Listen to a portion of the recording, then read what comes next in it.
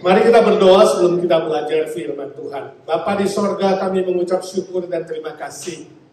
Hari ini kami boleh memuji Tuhan, mendengarkan kesaksian-kesaksian yang menguatkan iman kami.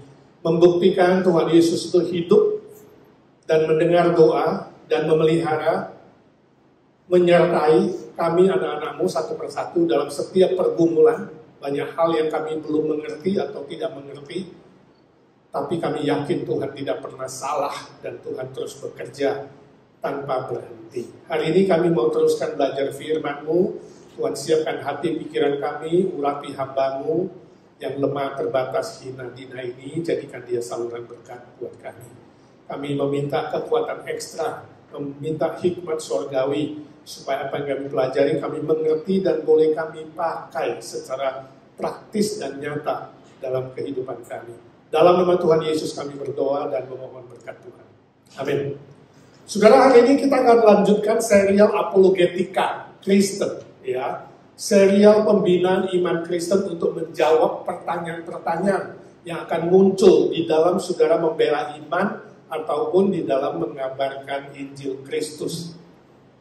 Hari ini saya beri tema, benarkah Yesus Kristus satu-satunya jalan ke surga? Kita sudah pelajari tentang bukti eksistensi Allah. Kita sudah belajar bahwa Allah yang sejati itu, yang turun dari sorga, menampakkan diri melalui Yesus Kristus. Nah, pertanyaan selanjutnya adalah, benarkah Yesus Kristus itu satu-satunya jalan ke sorga? Saudaraku, ini adalah pertanyaan yang sangat sensitif. Namun kita tidak perlu kaget atau merasa terpojok untuk menjawabnya. Mungkin temanmu tanya, keluarga, orang-orang lain, teman sekolah. Mereka akan tanya, benar gak Yesus Kristus itu satu-satunya jalan ke surga? Ya, saudara bagaimana menjawabnya? Ini adalah klaim atau pernyataan dari Yesus sendiri. Kita baca misalnya Yohanes 14 ayat 6. Mari kita baca bersama-sama. Injil Yohanes 14 ayat ke-6. 1, 2, 3. Kata Yesus kepadanya, Akulah jalan dan kebenaran dan hidup. Tidak ada seorang pun yang datang kepada Bapa kalau tidak melalui aku. Jadi pernyataan ini diucapkan oleh Tuhan Yesus. Sebelum Yesus dan sesudah Yesus, gak ada satu manusia yang berani mengucapkan kalimat ini. Gak ada satu manusia yang pernah mengucapkan kalimat ini. Dia satu-satunya yang berani mengucapkannya. Itu juga menjadi ayat mas kita, Indonesian Good News Church. Kalau saudara melihat yang terpampang di luar itu, Yesus berkata, Akulah satu-satunya jalan, kebenaran, dan hidup. Nah, pernyataan Yesus Kristus ini bisa menimbulkan beberapa reaksi dari orang-orang non-Kristen yang tidak percaya. Misalnya pertama, mungkin mereka akan berkata, bukankah semua agama di dunia ini sama saja? Allahnya kan sama, tujuannya kan sama, yaitu sama-sama menuju ke surga. Hanya saja caranya berbeda, jalannya berbeda. Nah, bagaimana jawaban saudara kalau ada temanmu yang reaksinya begitu? Saya yakin saudara menemui orang berkata begitu kan? Cukup banyak, semua sama lah. Ya, Allahnya sama, tujuannya sama, cuma jalannya beda. Kan pepatah mengatakan banyak jalan menuju Roma. Mau lewat kereta api, mau lewat cruise kayak Pak Indra, mau lewat pesawat terbang, mau dari Eropa, dari Inggris, dari mana bisa aja. Yang pasti menuju Roma, banyak jalan. Bagaimana saudara respon? Memang banyak jalan menuju Roma, betul, tapi menuju surga banyak jalan. Ya. Ini menjadi sebuah reaksi mereka. Atau nomor dua, mereka bisa berkata begini, wah sombong sekali dan sangat fanatik itu kalimat begitu. Sombong amat Yesus itu, fanatik sekali. Lalu apa semua orang yang non-Kristen bakal masuk neraka? Kalau Yesus satu-satunya yang ke surga, yang gak punya Yesus apakah ke neraka? Bukankah ada banyak non-Kristen lebih baik dari orang Kristen? lebih tulus dari orang Kristen, ya kan? Apa jawaban saudara? Betul nggak ada banyak orang non-Kristen lebih baik dari Kristen? Betul? Mungkin dia orangnya lebih baik dari kamu. Waktu kamu bilang Yesus satu-satunya jalan ke surga. Lebih tulus. Apakah saudara stop kan? Kalau dia bilang begitu, ya udah deh. Gue gak tahu mau jawab apa lagi deh. Bingung deh. Ya.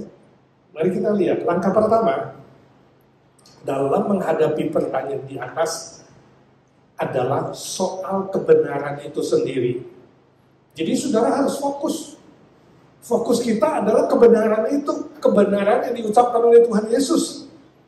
Kebaikan nomor satu, kebaikan dan ketulusan tidak membuktikan kebenaran yang sejati. Boleh saja orang baik, boleh saja orang tulus, tapi apakah benar? Jadi saudara harus bisa bedakan. Baik dan tulus belum tentu benar. Banyak orang baik, ya. Cowok-cowok kalau punya agenda tersendiri dengan pacarnya juga baik, tiba-tiba jadi baik kan. Beri hadiah, beri kado, beri itu, ya kan. Tulus kasihnya, gak pakai nuntut agenda A, agenda B, ya kan. Tulus, baik. Ya.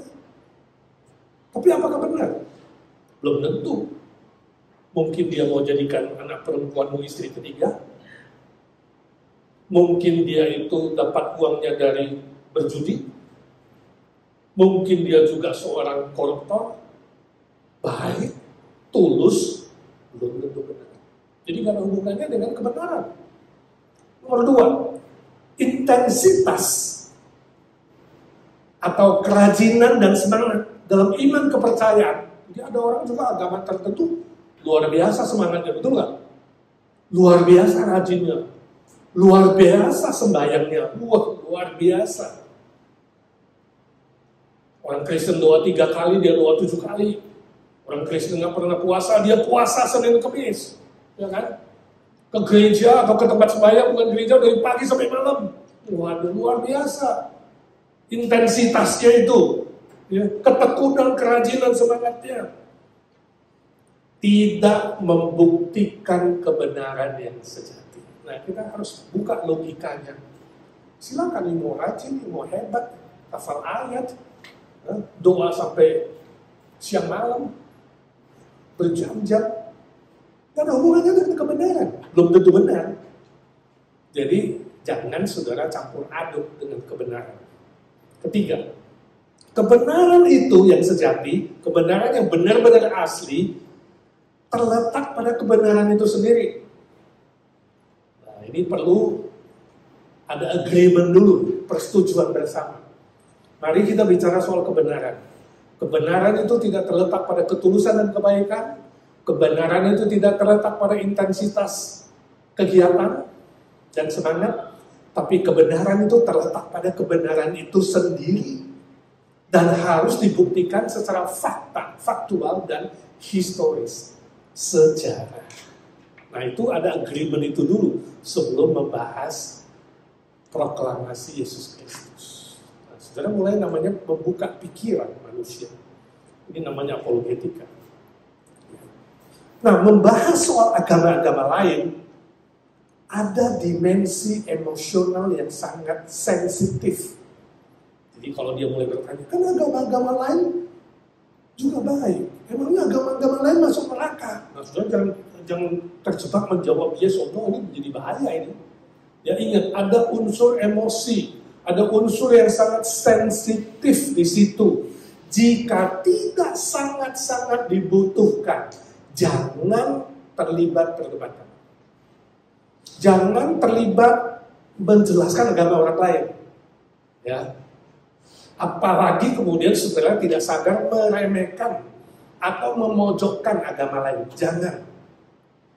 Yang penting kita jelaskan bahwa pernyataan Yesus di atas, proklamasinya Yesus Kristus itu, ya, kita jelaskan gak ada kaitannya dengan orang Kristen sombong, orang Kristen fanatik, orang Kristen yang palsu. Ada aja orang Kristen palsu. Tapi adanya orang Kristen palsu atau orang Kristen yang pura-pura tidak membatalkan pernyataan Yesus. Nah ini penting, dua hal yang berbeda. Nangkep gak saudara di sini? Kebenaran tidak bisa dibatalkan oleh sebagian orang Kristen yang tidak benar. Proklamasi Yesus Kristus itu tidak berubah. Apapun yang terjadi itu kebenaran pada dirinya sendiri dan dibuktikan oleh Yesus Kristus. Ini stand alone. Gak ada kaitannya dengan orang Kristen yang gak benar. Ya. Atau orang non-Kristen yang merasa lebih giat atau lebih baik. Gak ada hubungannya. Ya, jadi hati-hati di situ saudara harus jangan terjebak dalam membahas agama orang lain. Jadi fokusnya siapa? Fokusnya Yesus Kristus. Ini penting. Itu disebut Christocentric apologetica. Apologetika yang berfokus pada Yesus. Tujuan kita bukan berdebat menjatuhkan orang lain. Tujuan kita bukan berdebat untuk menyudutkan orang lain. Tujuan kita bukanlah bicara keburukan manusia Kristen atau non-Kristen. Fokus kita adalah bicara soal Yesus Kristus dengan kebenarannya.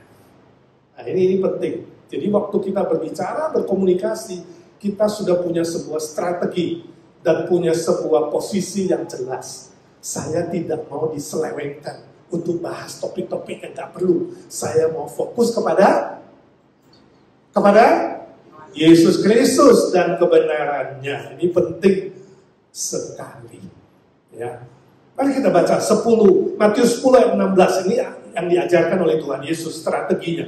Matius 10 ayat 16. 1, 2, 3. Lihat, aku mengutus kamu seperti domba ke tengah-tengah serigala. Sebab itu, hendaklah kamu cerdik seperti ular dan tulus seperti merpati. Ini yang diberikan oleh Tuhan Yesus. Ingat, kamu itu muridku. Kamu itu di bumi itu ibarat domba di tengah-tengah serigala. Kejam nggak? Kejam, sadis. Domba di tengah-tengah serigala yang siap menerkam, yang siap membunuh, yang siap memfitnah, yang siap melukai. Kamu ibarat seperti itu. Tapi jangan khawatir, kamu bisa menang. Kamu bisa sukses, asalkan apa? Cerdik seperti ular. Tulus seperti merpati. Kalau hanya cerdik seperti ular, gak tulus, jadinya apa? Licik. Sama aja dengan dunia. Sama aja serigala berbulu domba. Ya. Cerdik toh, gak tulus, gak punya kebenaran yang murni, kamu bisa jadi licik. Kalau tulus kok punya kebenaran, tapi gak cerdik, jadi apa? Jadi bodoh, bulan-bulanan, ya, diinjak-injak orang, jadi keset kaki. No. Jangan hanya jadi merpati yang tulus, jangan hanya jadi ular yang cerdik, tapi kombinasi itu penting. Maka kamu bisa menghindar dari bahaya seperti ular. Kalau ada pertanyaan-pertanyaan jebakan, menurut kamu, apakah saya non-Kristen ini, dia sebutin agamanya, mati masuk neraka? Nah ini kan kalau kamu gak cerdik, bisa bahaya saudara. Bisa dikeroyok, dibantai, ditusuk, dibunuh, difitnah, bisa masuk penjara. Tapi kalau hanya tulus, ya setujulah sama kamu, semua kan sama aja. Yang benar sama aja. See? Cerdik dan tulus. Saya pernah habis KKR di satu tempat di Indonesia, saya sedang sebutkan kotanya. Habis khotbah tentang Yesus Juru Selamat, maju satu orang. Dia bilang, Pak, saya Muslim. Saya tidak setuju dengan yang Bapak khotbahkan. Terlalu sombong. Kenapa masuk surga hanya melalui Yesus Kristus? Itu sirik, itu sombong. Saya bilang, itu bukan saya yang ngomong, Yesus yang ngomong. Hari ini gak ada waktu untuk berdebat. Jadi menurut Bapak, seperti saya ini kalau mati, ya, non-Kristen ini, Muslim ini, masuk neraka, masuk surga. Sensitif. Saya bilang, kalau you tanya saya soal agama, soal Islam. Aku bukan ahli. I'm nothing. Saya nggak ada apa-apanya. Saya nggak ngerti. Saya nggak pintar. Saya bukan ahli. Ya, jangan tanya saya soal itu. Tapi kalau you punya 5 menit, saya mau cerita. You siap dengar nggak? Siapa? Oke. Ada 2, katakan, bayangkan, ada 2 jenis surga. Yang satu seperti yang kamu percaya. Ya, berbuat baik, kumpulkan kebaikan, mati, ditimbang. Kalau kebaikan lebih dari dosa, masuk surga. Ya? Kira-kira kalau kamu masuk ke sana, kamu tanya 10 orang atau 100 orang, kenapa yuk ke sini? Kira-kira mereka cerita apa? Pasti kan bilang, untung loh timbanganku lebih berat kebaikannya, pahalaku lebih banyak, aku sudah buat A, buat B, buat C. 100 orang akan menceritakan kebaikannya, akan menceritakan pahalanya, akan menceritakan kesuksesannya. Lalu masuk surga yang satu lagi. Seperti kata Yesus Kristus. Keselamatan adalah anugerah, pemberian. 100% anugerah, bukan jasa kita. Sebab jasa perbuatan baik kita gak bisa membeli surga. Jadi kamu masuk ke situ, kamu tanya 10 atau 100 orang, kenapa aku gak ada di sini? Kira-kira jawabnya apa? 100 orang itu akan bilang, bukan saya. Saya gak ada jasa apa-apa. Saya gak sanggup dengan kebaikan saya. Ini semua anugerah, pemberian Tuhan. Tuhan Yesus itu membayar hutang dosaku. Sebab hutang dosa itu mati dan dia mati bagi aku. Nah sekarang saya tanya kamu, manusia di sorga mana lebih sombong? Sorga yang pertama atau yang kedua? Mari kita jujur dengan logika kita. You masuk sorga semua cerita jasanya, dan you masuk sorga semua gak cerita jasanya lebih jasa Tuhan. Yang mana lebih sombong? Akhirnya dia tersenyum kecut, dia bilang, iya Pak, yang di sini. You pulang pikirin lagi deh. Yang saya khotbahkan ada rekamannya.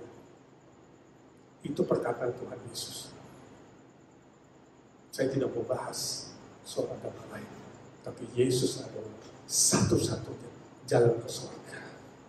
Dan itu dibuktikan oleh dirinya sendiri.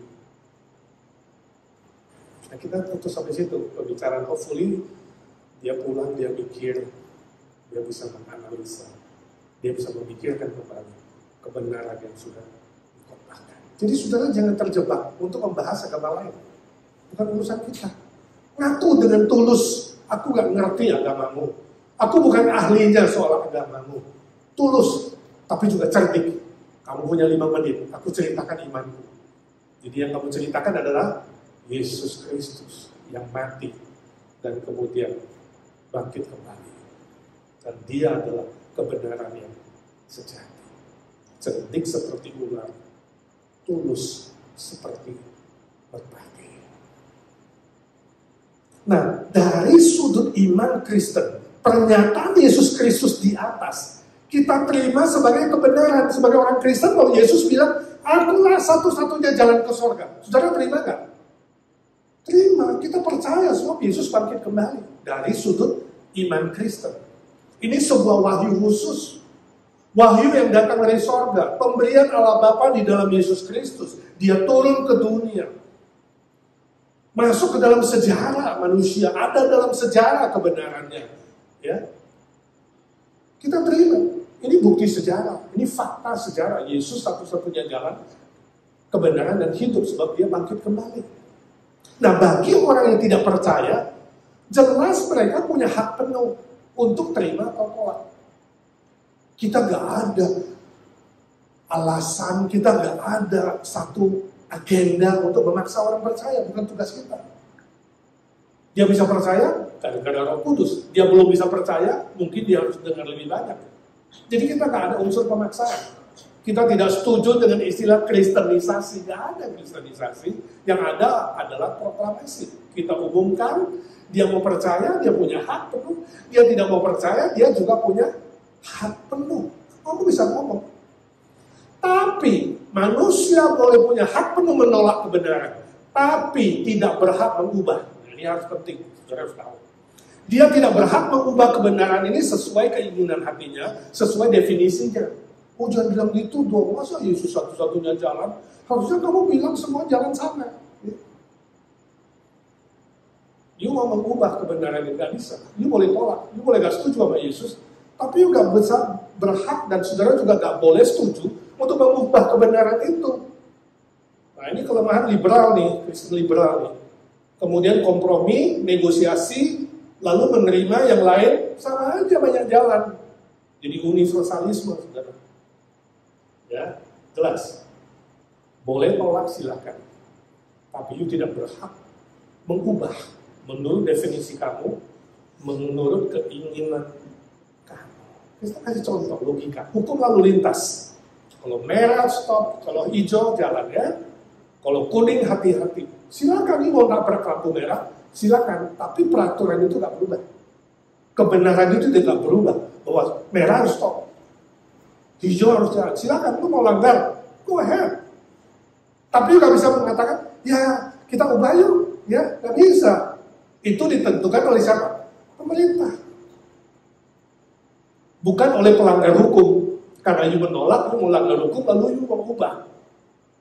Kan boleh sesekali hijau jadi merah, merah jadi hijau. No way. Nangkap ya logikanya, jadi jangan dibolak-balik. Ada orang nggak setuju lalu dia mau kita berubah. Ya, termasuk isu-isu Amerika LGBTQ misalnya. Ya kan? Harusnya kita punya kita berhak untuk tidak setuju. Tapi nggak bisa kemudian mengubah mengatakan sama saja. Ngerti? Nah, itu harus dua hal yang berbeda. Boleh menolak kebenaran, tidak berhak mengubah kebenaran. Bahwa pernikahan Kristen itu adalah seorang laki-laki dan perempuan, that's it. Jangan diubah. You mau menolak, mau tidak setuju, go ahead. Tapi kebenaran adalah kebenaran. Nah, ini namanya apa? Ketegasan, bukan kompromi. Penting sekali. Contoh misalnya hukum alam, gravitasi.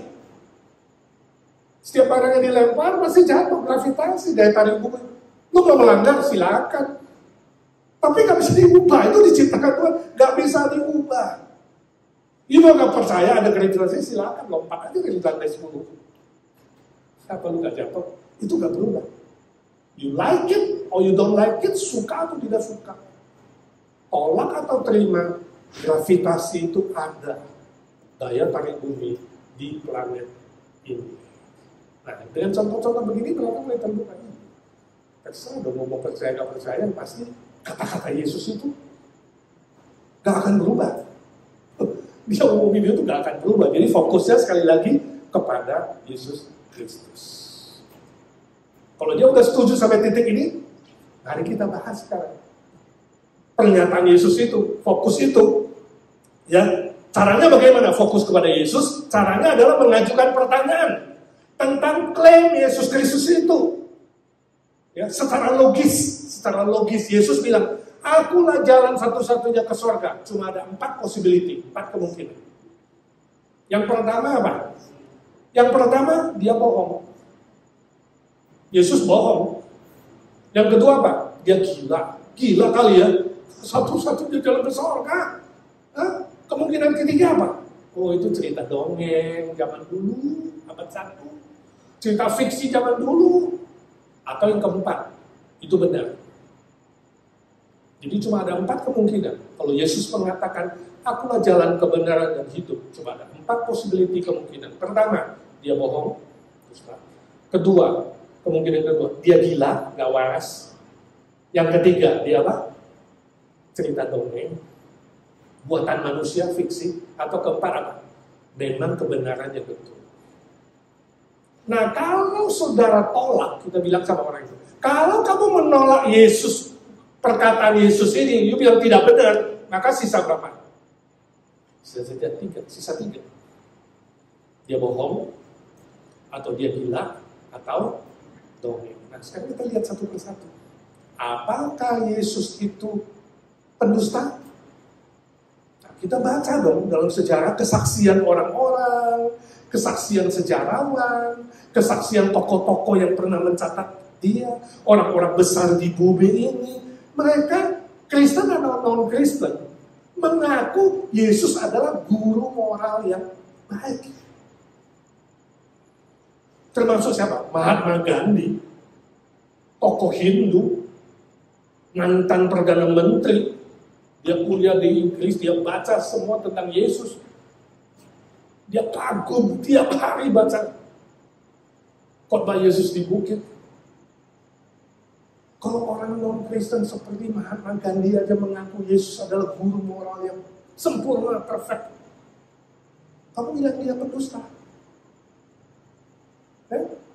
Lalu di dunia ini sampai hari ini tidak ada catatan satupun Yesus pernah dusta. Jadi kalau hari ini kamu ngomong Yesus dusta, kamu fitnah. Jadi kalau saudara mengangkat dia dusta, saya akan tanya. Saya nggak tersinggung, walaupun dia juru selamat saya akan tanya, you punya bukti nggak? Satu aja, Yesus pernah dusta. Kalau nggak ada, you yang dusta. Maka kemungkinan pertama, fail.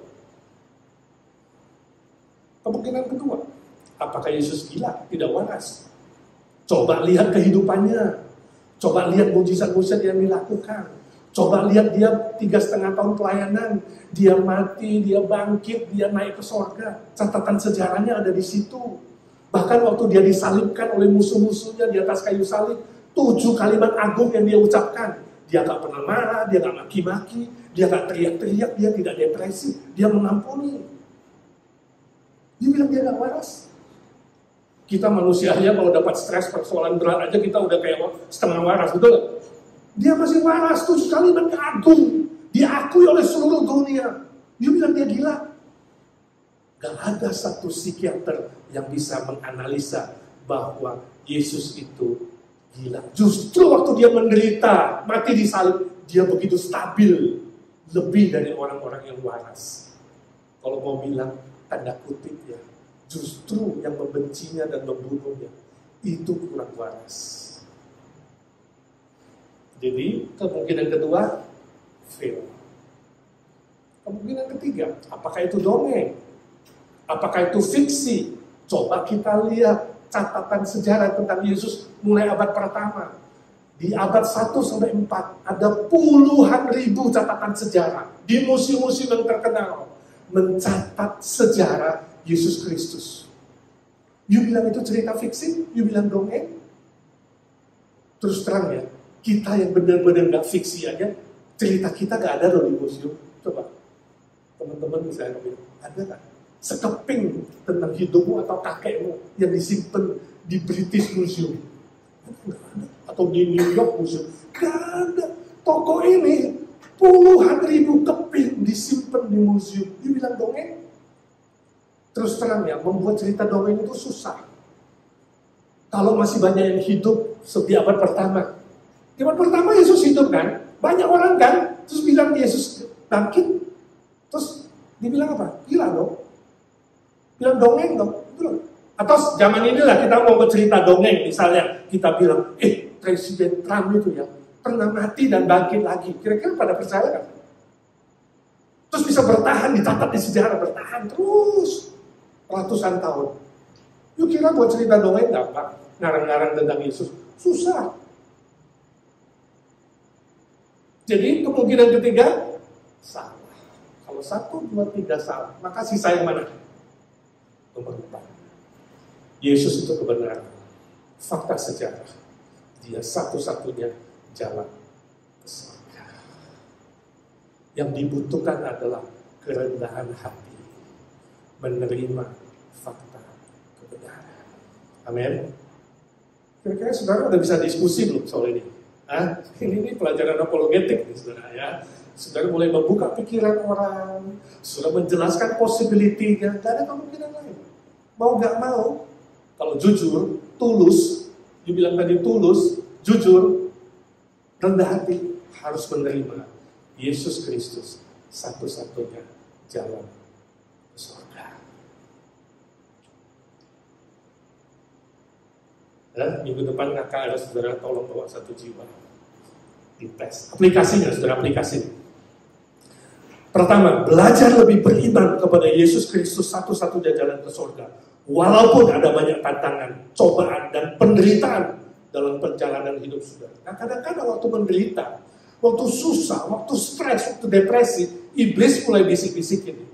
Udahlah, gak usah percaya Yesus lah. Dia gak sayang kamu, gak dengar doamu. Sudahlah, dia belum tentu satu-satunya jalan. Banyak jalan yang lain. Cari aja dukun, ya kan, psychic, si A, si B, si C. Jangan tergoda. Jangan tergoda apapun, walau ada susah, walau ada penderitaan, seberat apapun, katakan, aku yakin 100%. Yesus satu-satunya jalan ke surga. Tiada yang lain, dia satu-satunya juru selamat. Amin. Amin. Kalau saudara gak kuat di sini, saudara tidak bisa meyakinkan orang lain. Ingat, kalau gak yakin di sini, Yesus satu-satunya jalan. Kamu gak bisa meyakinkan saudaramu, familimu, keluargamu, temanmu, sendiri kan yakin kok. Saya harap malam ini, pelajaran ini justru meneguhkan iman saudara dan tekad saudara untuk memenangkan jiwa. Nomor 2, tanyakan kepada 3 orang non-Kristen. Di PR nih, minggu depan kita bahas nih, 3 orang. Apakah Anda percaya Yesus adalah satu-satunya jalan ke surga? Gampang kan, saudara ke toko, ke restoran, ketemu waiter, ke pasar, kemana. Can I ask you one question? Do you believe Jesus Christ is the only way to heaven?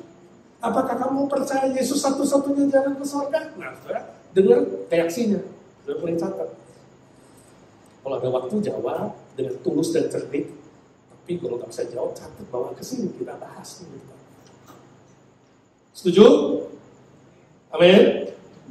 Yang bilang amin bikin PR, yang gak bilang amin 5 orang. Dengan demikian kita belajar ini, Pak Edi udah jelaskan di depan ini gak capek-capek nih ya. Saya ingin saudara mempraktekkan apa yang dipelajari. Siap? Nih, prajurit harus jawabnya, siap? Mari kita doa. Tuhan, terima kasih suara hamba-Mu sudah berhenti. Biarlah kebenaran proklamasi Tuhan Yesus satu-satunya jalan ke surga menjadi pegangan kami, menguatkan iman kami, memotivasi kami untuk bisa menjelaskan kebenaran yang sangat penting ini kepada banyak orang, khususnya mereka yang masih terhilang, mereka yang masih mengandalkan usaha sendiri, mengandalkan kebaikan sendiri, atau apapun jalan pikiran mereka. Pakai kami semuanya Tuhan, cerdik seperti ular dan tulus seperti merpati, sehingga hidup kami berbuah lebat, bukan mandul. Terpuji nama-Mu. Ini doa kami dalam nama Tuhan Yesus kami berdoa dan memohon berkat Tuhan. Amin.